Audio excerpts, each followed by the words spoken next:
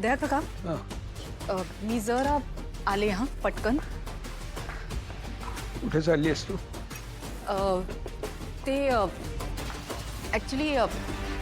Actually Kamat काकांनी मला एक काम सांगितलं होतं. मी कम्प्लिटली विसरून गेले. ते मला अर्जंटली करायला जावं लागणार आहे. मी पटकन जाऊन येऊ द्या काका.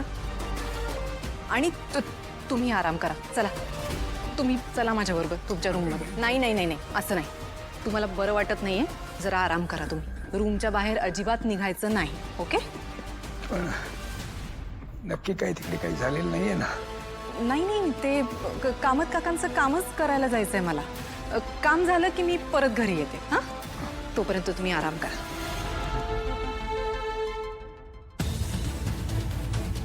हॅलो हां तुमच्या हॉस्पिटलमध्ये माझा भाऊ ॲडमिट आहे. हां हे बघा तुम्हाला काही लागलं तर मला प्लीज कळवा. कुठलीही मेडिसिन लागली मी अरेंज करेन. प्लीज मला ट्रीटमेंटमध्ये कॉम्प्रोमाइज नको आहे. ओके? केदार खांडेकर तो पेशंट आहे ना, तो माझा भाऊ आहे. ओके? हो हो मी लवकरात लवकर पोचते. या. कौशिकी काय ग? चेतना काकी मी घाबरले हो. काय झालं? पेशंट केदार. मी तुम्हाला सगळे डिटेल्स नंतर सांगते. आता मला जावं लागेल अगं पण नेमकं काय झालंय सांग तरी. केदारला ऍडमिट केलंय. बाप रे काय झालं काय? चेतना काकी प्लीज हळू बोला प्लीज. मलाही नाही माहिती आहे नक्की काय झालंय ते.